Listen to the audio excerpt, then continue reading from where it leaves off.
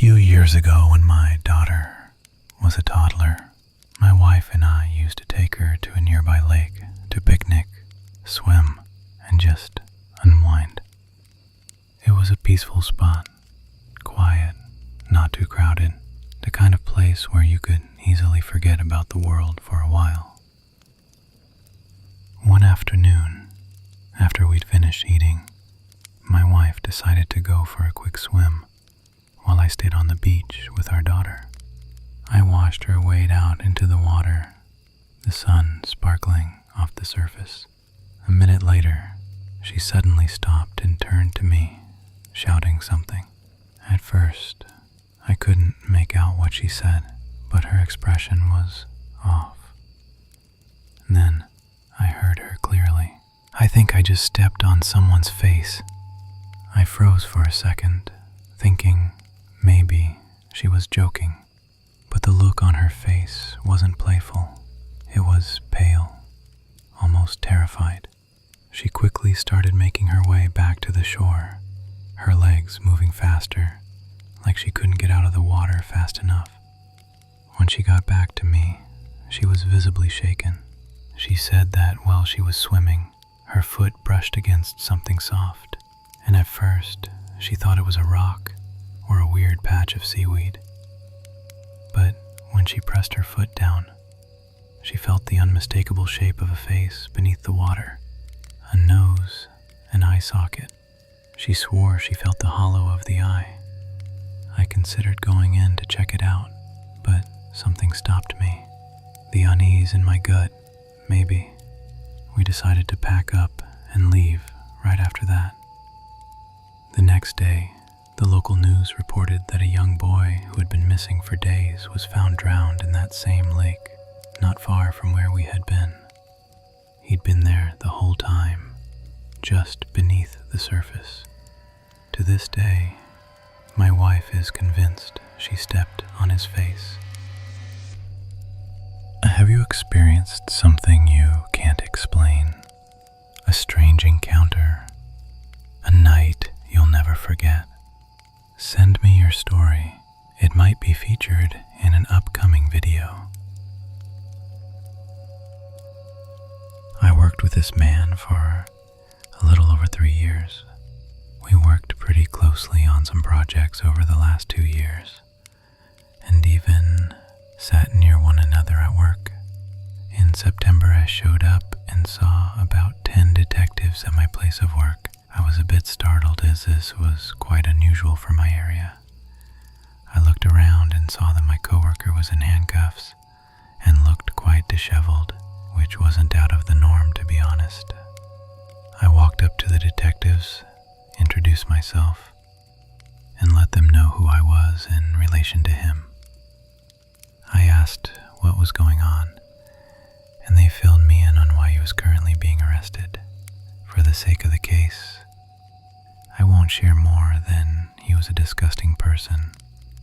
Over the course of the next 3 hours, I watched as they dismantled his workstation, went through his belongings, took evidence, pictures, and so on. I was pulled in and out of rooms answering questions about his character, what I knew of him, and my feelings about him as a person. I told them, and gave me a weird feeling in my gut that I've always told my husband. I wouldn't be surprised if the cops ever did come looking for him. That my husband even thought he was weird, and if I ever went missing, that he'd be the first person to be suspected. Didn't realize how real this almost was. The detective on site told me that they served a search warrant at his home and were looking there for any evidence. It sounds like they found more than they anticipated, and were looking to see if there was anything else unrelated to what they were currently investigating. I was asked my name and my husband's name for confirmation for something they found, which I did think was odd, but I let it go and called my husband to update him on the happenings of the day thus far. However, the last hour, I was pulled in for for the final time, and advised by one of the lead detectives, who couldn't even look at me, that I needed to ensure I was safe and protected in the event they didn't book him that day. Come to find out, he had been journaling about me over the course of at least a year, saying he wanted to be with me, but the problem was that I was married. His journal then lined out a plan to set my husband up for cheating on me, and the end resulted in my death caused by him. My coworker. The officer said that everything in between was more vile than he's ever heard, to the point he was crying when he was telling me to make sure I was safe. Crying, a detective, and didn't want to scare me. Thankfully, he was charged, and it was looking at a long, long time in prison. But I still think about it. It keeps me up at night. It just shows you never really know someone, even your coworkers. If you enjoy these kinds of stories, make sure to like and subscribe to the channel. New true horror stories every week. You never know when one might hit a little too close to home. I used to work as a dispatcher for a small ambulance company just outside a mid-sized city in the middle of the US. It was a quiet enough job most days, until it wasn't. One of our regulars was a woman we'll call Susan. She was in her late 70s, frail and sick, and relied on dialysis 3 times a week to stay alive. Her son, David, lived with her. He was in his late 40s, not exactly a social guy. Everyone at the station knew them, some from calls, others from transporting her back and forth over the years. They were a part of the routine every Monday, Wednesday, and Friday. Like clockwork, we'd send out a crew to take Susan to her treatments and bring her home. She wasn't doing well, but she was tough. She always insisted on keeping her appointments, no matter how bad she felt. That alone was a little unnerving sometimes, how determined she was to go, even when she looked like she barely had the strength to sit up. Then came the day when something shifted. Susan had collapsed during her dialysis session. The crew rushed her to the hospital. We followed up a few days later to see if she'd been discharged in time for her next treatment. The hospital told us she'd be staying there temporarily and would receive dialysis on site. A relief, kind of. A few days later, we called again. This time, the hospital said she'd already been discharged. That didn't sit right. Whenever Susan was released, she called us immediately. We were always her first call for transport, always. But we hadn't heard from her, or David. So we phoned David directly. He answered, said Susan wasn't feeling up to the appointment and might be heading back to the hospital soon. Said he'd call us if he needed anything. He never called. Another treatment day rolled around. We reached out again. David told us she was already back in the hospital. Odd, we hadn't transported her there, and no one else had a contract to do so. Still, we brushed it off. Sick patients come and go. Sometimes families drive them themselves. Not that unusual. Until it kept happening. Appointment after appointment, David kept giving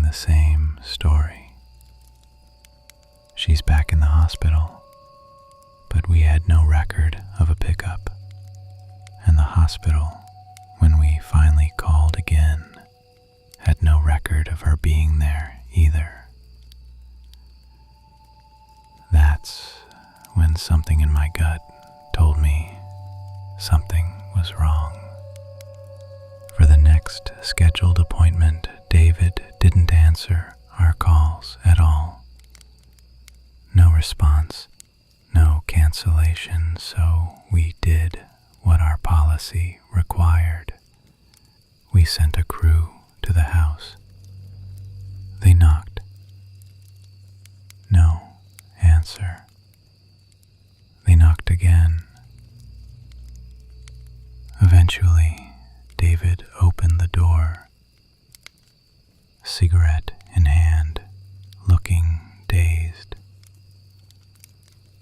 When they told him they were there to take Susan to her appointment, he just blinked and said, "Oh, she's still in the hospital, not doing well."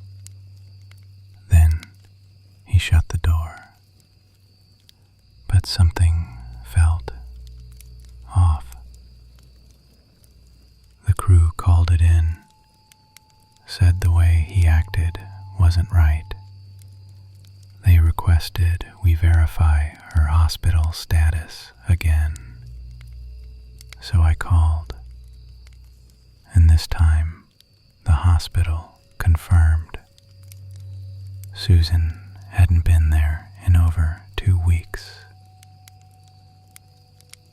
We immediately contacted the local authorities and requested a welfare check. And then, nothing. No update that day, no calls, no follow-up, until the next morning. I was barely through the door when the first call of the day lit up my screen. It was the sheriff. "This is Sheriff Holmes," he said. "I'm calling about that welfare check you requested." My heart dropped.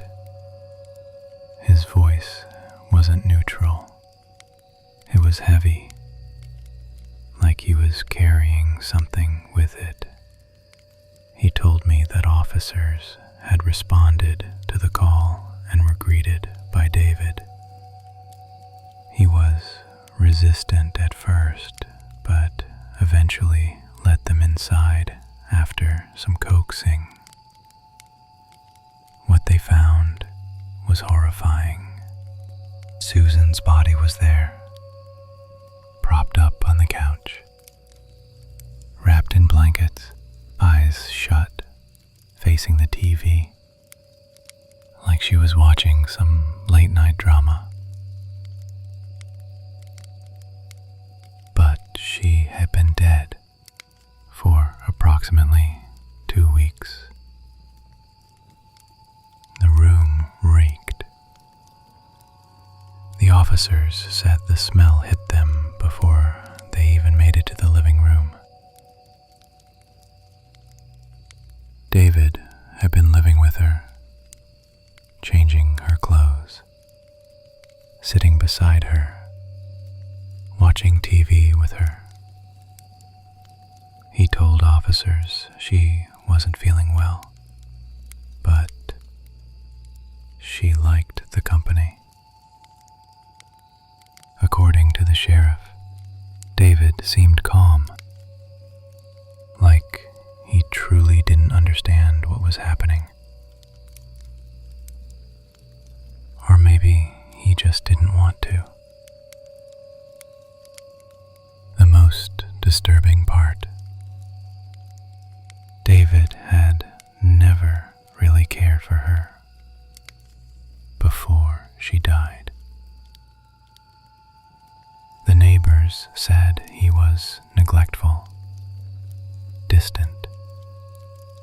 But after she passed, he treated her like she was still there. Like something in his mind broke the moment he lost her. There was no news coverage, no official statement, not even a public record update. Just another quiet horror hidden behind suburban blinds. Makes you wonder how many people are living like that right now. And how many have already died without anyone noticing.